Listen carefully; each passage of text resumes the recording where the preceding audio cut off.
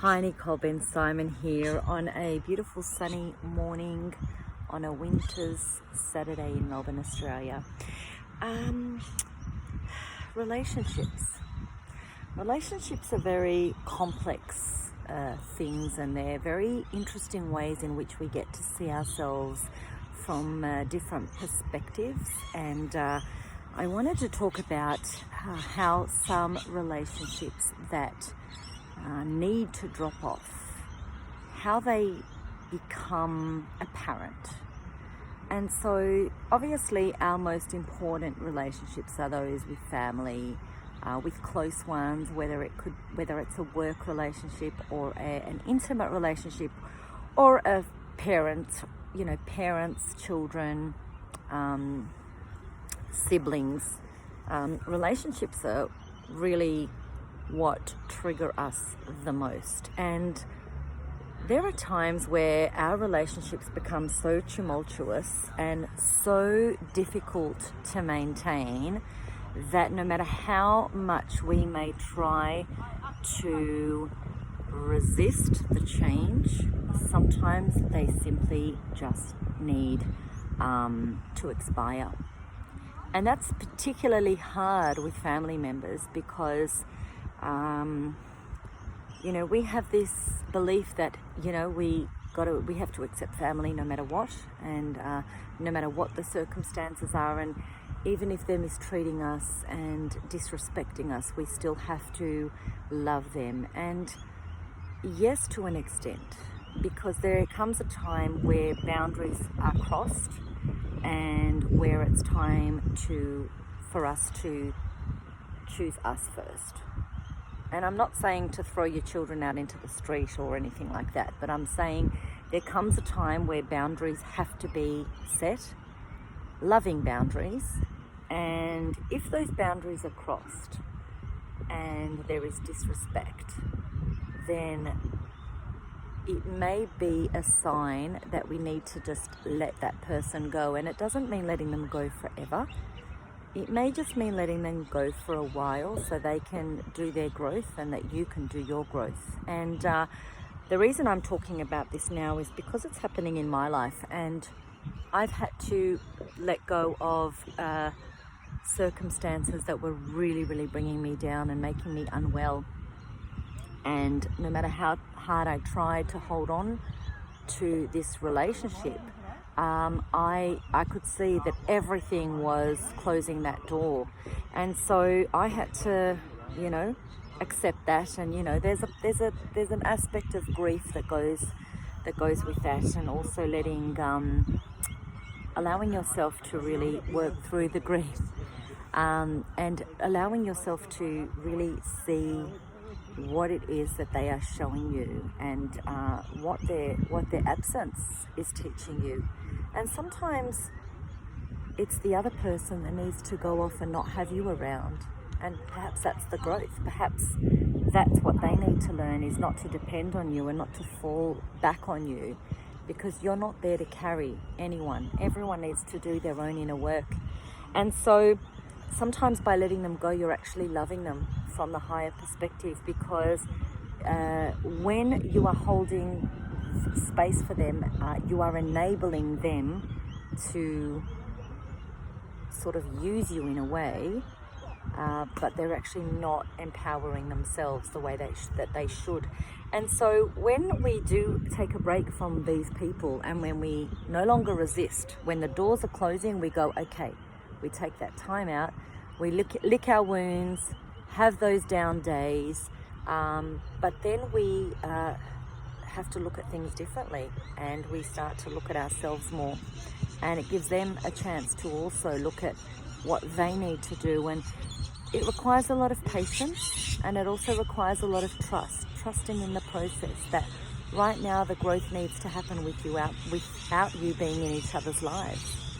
And sometimes it's a really hard pill to swallow, because you want to be there, you want to be there for your loved ones, but sometimes the growth can only happen when you're not physically there in each other's lives, and you need to both go and do the learnings and the growth, and then come back once you've both done that learning and the growth, and things just shift, things change because the energy is different. And I just wanted to share that because a lot of us hold on to relationships knowing that they are creating so much dis-ease for us. And so when the option is to let go, to surrender and to trust, to surrender and to trust, to allow the unfolding of the story from the higher perspective and not to intervene, because when you allow this to happen, the growth happens faster and the insights come. Eventually they come because you realize that, hey, we needed to go our separate ways because this person needed to really find out who they are, and by having me around I was sort of not empowering them. Or for me it's like maybe, I was giving too much of myself for someone, and I felt that I wasn't being heard, and I was being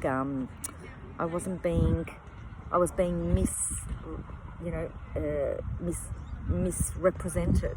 And so now I need to step back and I need to go within, and I need to look at myself, and I need to heal my own wounds of abandonment or rejection or whatever it is, because I need to do that for myself. And only when I can do that for myself, then I can allow that person in to support that. But whether or not they come back, it shouldn't make a difference to your own spiritual growth, because you should have within yourself the validation that you are worthy and that you are okay to set boundaries that are self-loving, and that if someone doesn't want to respect that, your standards need to be high. You need to put yourself first, because if you're depleted, you're no good to anybody.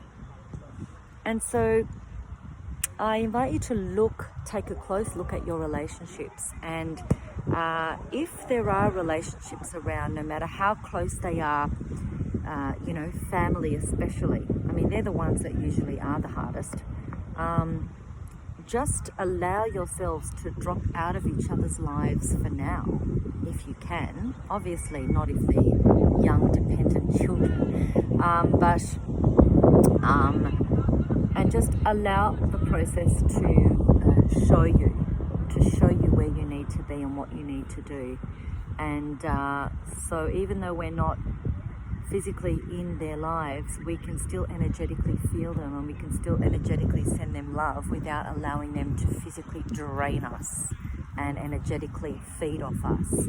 And some people do really struggle with a lot of darkness, especially at the moment. There's a lot going on, there's a lot of heaviness, there's a lot of density, and some people are choosing to remain in that darkness and not do the inner work and not look at how that darkness can serve them. What is it that they need to look at within themselves? What changes do they need to make within themselves? And so some people, are choosing to stay in the darkness and not do the work, and then spread that darkness to others.